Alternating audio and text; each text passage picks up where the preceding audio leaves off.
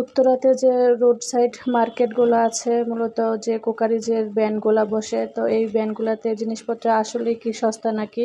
তো সেটাই আজকে আপনাদের সাথে শেয়ার করব। অনেকদিন পরে বাইরে গিয়েছিলাম।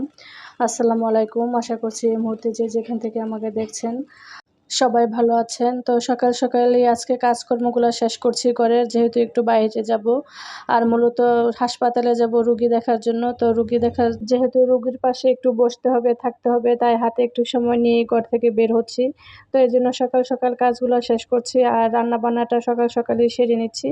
আর ছেলেরা আজকে সকালবেলা শুধু চিড়া আর কলা খেয়ে গিয়েছে, মানে টক দই দিয়ে। তো এজন্য একটু সকালের ঝামেলাটা কম ছিল নাস্তা বানানোর। তো এজন্য মনে করলাম যে আজকে কাজটা তাহলে আগেই শেষ করি, যেহেতু বাইরে যাব। এজন্য সকালেই রান্নার প্রিপারেশনটা নিচ্ছি। তো শিং মাছগুলা আমি কোথাও যাওয়ার আগে যতটুকু পারি ঘরের কাজ শেষ করে যাই। আর কোথাও যাওয়ার আগে যদি এই কাজটা আমি শেষ করে না যাই, তাহলে ঘরে এসে দেখা যায় আমার কোনো কাজই করতে মনে চায় না। আর অনেক বেশি টায়ার্ড লাগে। এজন্য আমি যতটুকু পারি যে ঘরের কাজকর্ম একদম শেষ করে যাওয়ার চেষ্টা করি। ঘরের কাজকর্ম যদি রেখে বাইরে যাই, তাহলে মনে হয় অনেক বড় একটা ঝামেলা মাথায় করে নিয়ে যাচ্ছি, একটা টেনশন থাকে। তো এই জন্য আমি সবসময় এই কাজটা করি আর কি। আর এদিকে দুপুরের জন্য রান্না করব আলু দিয়ে শিং মাছের ঝোল, আর পালং শাক রান্না করব। তো পালং শাক রান্না করব রুই মাছ দিয়ে। যেহেতু বাইরে যাচ্ছি, আমার একটু দরকারও ছিল, কেনাকাটাও ছিল। তারপরে যেহেতু হাসপাতালে যাচ্ছি, আর হাসপাতালের যেদিকে যাচ্ছি তো ওই সাইডটাতেই সব কিছু আসলে পাওয়া যায়। তো আমি 13 নম্বর সেক্টরে যাব, লুবানা হাসপাতালে। আমি আর আমার ছোট যা যাব একসাথে। তো 10:30টার মধ্যে আমাদের বের হওয়ার কথা, এজন্য একটু তাড়াহুড়া করে কাজকর্মগুলো শুরু করেছি। তো ছেলেরা যেহেতু 7:30টার মধ্যে স্কুলে বের হয়ে যায়, তো এই জন্য আমার সকাল সকালই কাজে আজকে হাত দিয়েছি। আর ওরা স্কুলে বের হওয়ার সাথে সাথে আমি রান্নাঘরে ঢুকেছি, যেন আমার কাজগুলি তাড়াতাড়ি শেষ হয়ে যায়। আর আমার কাজ শেষ হতে হতে দেখি যে 10:15 বেজে গিয়েছে। পরে রাতে খবর পেয়েছি যে অসুস্থ। তো এর জন্য আগে থেকে কোনো প্রিপারেশন নিতে পারিনি। আর আমি যদি বাইরে যাই, তো আগে থেকে একটু প্রিপারেশন নিয়ে রাখি, যেন আমার কাজকর্মগুলো আমি শেষ করে যেতে পারি। যেহেতু রাতে শুনেছি, তাই আর প্রিপারেশন নেওয়া হয়নি। আর ঘরে কোনো সবজি ছিল না। তো আমার হাজব্যান্ড এই সকাল করে পুঁই শাক না, পালং শাকগুলা নিয়ে এসেছে। তো এই পালং শাকগুলি আমি কেটে বেছে অনেকটা টাইম লেগে গিয়েছিল, এজন্য আরও দেরি হয়ে গিয়েছে আমার কাজের। তো এই কাজগুলা সেরে আমি বাইরে গিয়েছিলাম। আর উত্তরার যে ভ্যানগুলা বসে সিরামিকের, তো সবাই খুব বলে যে অনেক দাম কম, বা দাম খুবই রিজনেবল প্রাইজের সবকিছু, কিন্তু আমার কাছে কিন্তু এরকম মনে হয়নি। আর এদিকে আমি সবকিছু কাটা বাছার পরে একটু রান্নাঘরটা পরিষ্কার করে নিচ্ছি। তো নিচে বসে যেহেতু কাজ করেছি, এজন্য একটু পরিষ্কার করে নিচ্ছি, জায়গাটা ময়লা হয়েছে। যদিও আমি রান্নাঘরটা সকালবেলায় একবার মুছেছি।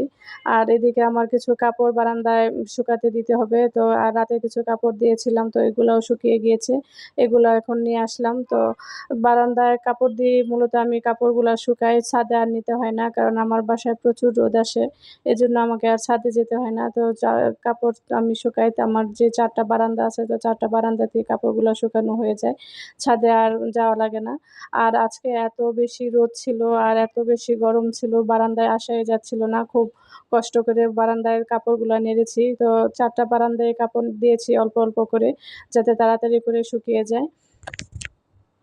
আর এদিকে কিছু কাপড় ছিল, তো এই কাপড়গুলো আবার ওয়াশিং মেশিনে দিয়ে দিয়েছি।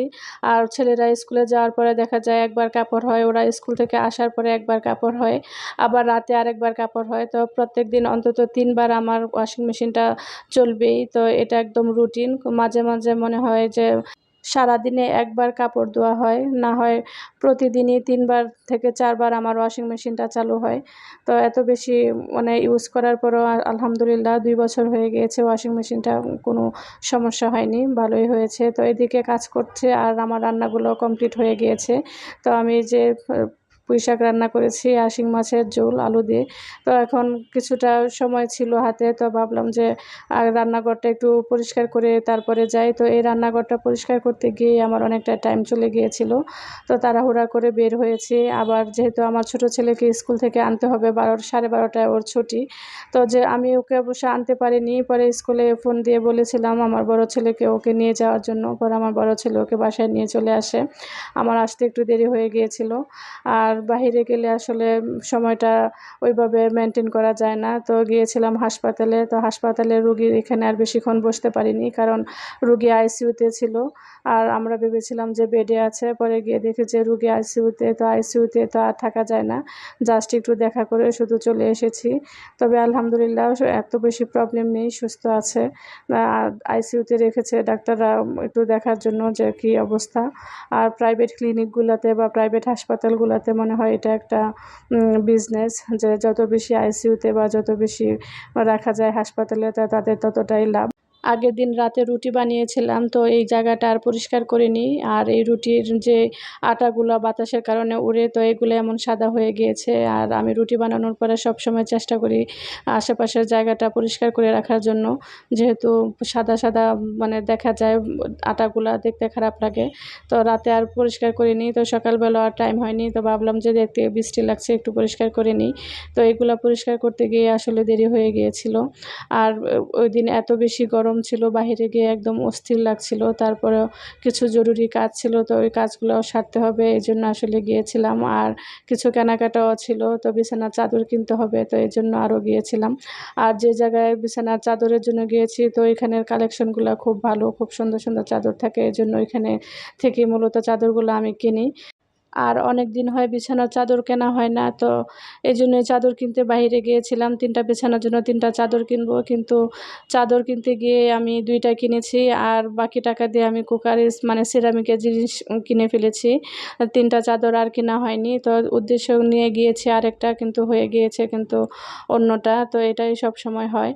আর এই জায়গাটা একটু পরিষ্কার করে নিয়েছি, কারণ কিছুদিন ধরে এখানে হাত দেওয়া হচ্ছিল না, আর অনেক বেশি ময়লা পড়ে গিয়েছিল। একা একা কাজ করার ফলে দেখা যায় যে সবকিছু একসাথে পরিষ্কার করা বা একসাথে মেনটেন করাটা আমার জন্য অনেক বেশি কষ্ট হয়ে যায়। আর যেহেতু আমরা মানুষ বেশি করে, তো কাজও বেশি।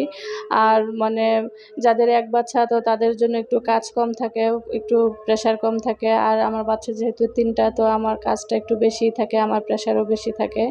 তো এই তো ঘরের কাজকর্ম শেষ করে তো বাইরে চলে এসেছি। আর হাসপাতাল থেকে বের হয়ে গিয়েছি। তো বের হয়ে এদিক দিয়ে এসেছি 13 নম্বর সেক্টর দিয়ে। এসে তারপরে 3 নম্বর সেক্টর, মূলত এই ভ্যানগুলা বসে। আর এই ভ্যানগুলাতে তখন মানে খুব বেশি ভিড় ছিল না, মানুষজন কম ছিল, যেহেতু সকালবেলা মাত্র ওরা বসেছে। বলছিল যে আমরা প্রতিদিন 11টা থেকে রাত 10টা পর্যন্ত থাকি। আর আমার কাছে এখানে নতুন কোনো কিছু লাগেনি, সব কিছু পুরানোই মনে হয়েছে। আর যে ফেসবুকে কিছু কিছু ব্যানের ভিডিও দেখি যে এগুলাতে অনেক ইউনিক বা অনেক সুন্দর সুন্দর জিনিস আছে, কিন্তু এইখানে কিন্তু আমি এরকম কোনো কিছু দেখিনি। যেমন এই কাপগুলা আমি অনেক আগে থেকেই দেখেছি, এবং আমি আরও 2 বছর আগে একটা কিনেছিলাম, এই সবুজ কালারের যে কাপগুলা। তো এইগুলা কিন্তু এত মানে উম নতুন কোনো কিছু না, সব বেশিরভাগই পুরানো জিনিসপত্র। ভিডিওটা অনেক বড় হয়ে যাচ্ছে, তাই আগামী ভিডিওতে আমি শেয়ার করব আমি আসলে কি কি নিয়েছি। তো সবাই ভালো থাকবেন, সুস্থ থাকবেন, আমার জন্য দোয়া করবেন। আল্লাহ হাফেজ। আসসালামু আলাইকুম।